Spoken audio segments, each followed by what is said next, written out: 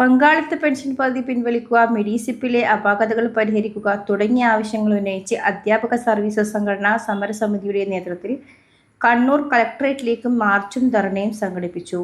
Joint council vice chairman V Happy ഉദ്ഘാടനം ചെയ്തു. അധ്യാപക സർവീസ് സംഘടനാ ചെയർമാൻ വി രാധാകൃഷ്ണൻ മാസ്റ്റർ അധ്യക്ഷത വഹിച്ചു. K Beena, Jeevanand, TS. Pradeep, Viju B Thomas തുടങ്ങിയവർ നേതൃത്വം നൽകി.